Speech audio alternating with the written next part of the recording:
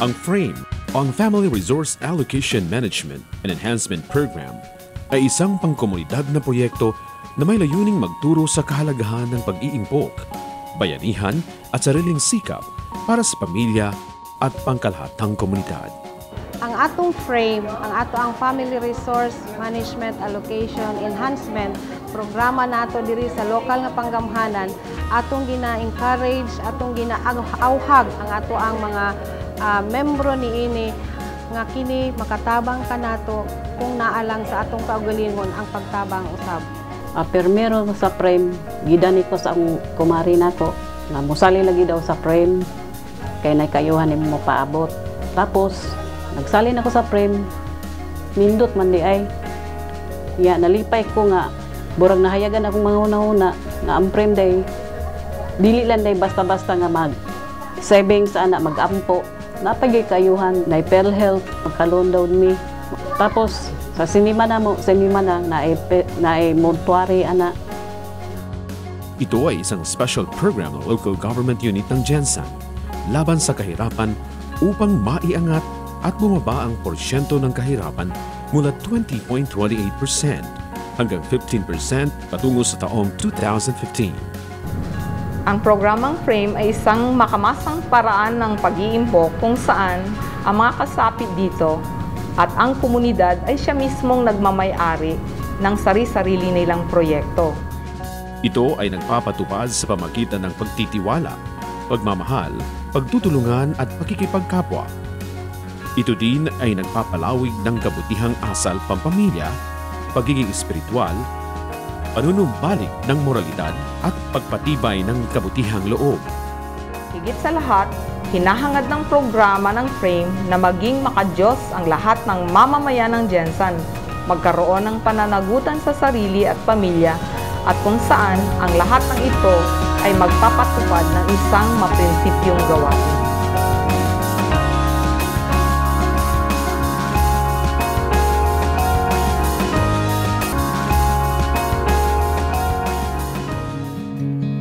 Ang programa ng FRAME ay may 5 adhikain o panununtunan. Number 1 yun ang Ginoo natong pasalamatan yun. Pinaagi sa FRAME, nakabalo ko motigom sa akong kwarta, bisan gamay ang akong income. Sa among grupo, akong gimugna ang pagtinabangay kaysa pagtinabangay na ay kalambuan sa amo ang barangay. Nakabuhat ko og tindahan nga mo'y akong panginabuhian sa matag adlaw-adlaw nako. Gitudloan mi sa FRAME sa pag-alaga sa among pamilya, sa paghatag disiplina nga maayo sa among mga anak, paghatag og mga allotment sa mga kinahanglanon sa among anak, ug sa paghatag og respeto sa among akong asawa mo respeto usab nako para mahimong healthy among pamilya. Simula noong 2003, ang programa ng FRAME ay base sa DILG, Bayanihan Savings Replication Project. Nagsimula ang FRAME na may 23 miyembro. Sa 8 taon na ito'y pinaiiral, nakalikom na ng 37,343 miyembro. Sa pangkasalukuyang, 26 na barangay ng Gensan. Nagsimula ito bilang isang pilot savings program ng Field Operations Division ng City Social Welfare at Development Office. Hanggang ito ay naging isang makamasang paraan ng pag-iimpok. Sa ngayon ay may sama-samang ipon na nagkakahalaga ng 36,642,700 pesos na nakaimpok sa Land Bank of the Philippines National Highway. At mahigit namang kumulang na 400,000 pesos na nakadeposito sa Development Bank of the Philippines Rojas Avenue. Ang pagkakaroon ng programa tulad ng FRAME ay nagdudulot ng unti-unting pagbabago sa personal na pagkatao ng mga miyembro. Sa ako ang kawadon, wala ko nakahuman nag-eskwela, na inganyo ko nga magsali tungod gusto kong makahuman pod sa ko ang gustong mahuman nga kurso, kay wala ko nakahuman pag-eskwela tungod nagninyo, nakaanak, so lisod na ko mag-eskwela nga ako na lang, wala ko pang suporta sa eskwelahan. Natabangan ko nila nga makabayad sa ko ang tuition fee tungod sa ako ang pangarap nga makahuman pod sa ako ang gustong kurso nga mahitabo sa kuang kinabuhi. Sa first loan ako sa PDAP, dako jud kog pasalamat sa Ginoo kay naghatag sila og 5,000 tapos gipalit nako ang 5,000 og duha ka baktin. Pagkadagko akong gibaligya nya naihalin katong duha ka baktin gihimo na po na kong upat katong halin sa baboy. Ang sobra sa kwarta akong kapital og 2008. Katong 2008 nagsugod ko gagmay nga mga prutas. Palitan kong kinilo, 40 kilo sana, display na ko sa bike. Uban sa kong bana, katong 2008 nilambo man kaluis Ginoo. Otong duha ka pwesto na ang akong arkilahan. Tungod sa frame, dako kaay ko og pasalamat. Kay itong akong anak nga na-diagnose og lymphoma cancer, imbis kay dako mo ang bill, nahimo na lang gamay. Nagduol po ko sa CSWD dito, automatic nga nakaroon mi og frame. Hantod nga sa 7 na mo nga chemo, dito gyapon mi nakabawas gyapon mi sa frame permi. Hantod sa iyahang pagkamatay nga nakakuha gyapon ko sa iyang mortuary, mga week lang nakuha na nako dayon. Isa sa katangi-tanging dahilan ng kasikatan ng programang Frame ay ang SETG. Ano ba ang tinatawag na SETG na ito?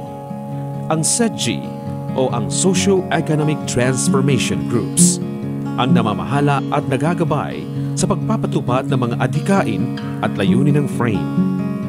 Ang Frame ay napapatupad sa iba't ibang sangay na gawaing tulad ng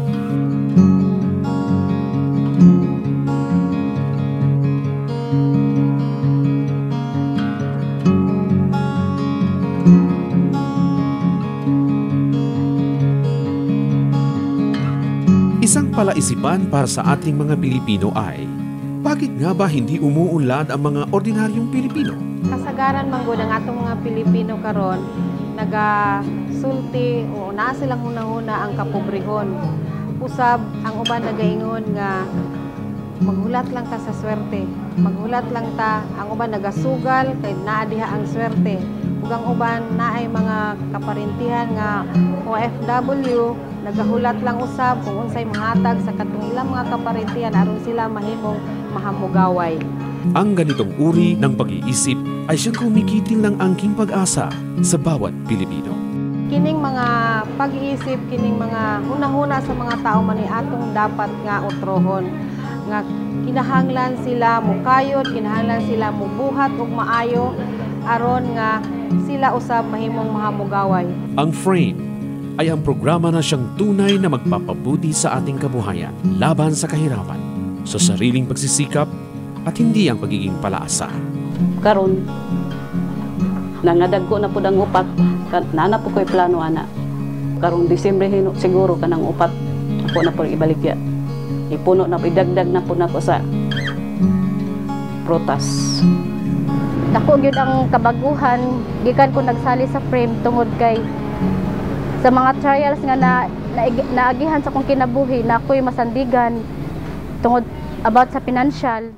Bagamat ang programa ng Frame ay nakatuon sa pag-angat ng kabuhayan ng mga mahihirap, ang puso ng programa ay nakatuon sa pangkaloobang pagbabago at pagpapatibay ng buhay espiritual. Katadagan sa mahalagang panuntunan sa buhay. Sa nakalipas na 8 taon, ang programa ng Frame ay patuloy ni pinag-aaralan, pinahuhusay at pinalalawig ang mga layunin upang mapakinabangan ng nakakarami, mas marami at sa kinalaunan sa pangkalahatang komunidad ng Jensan.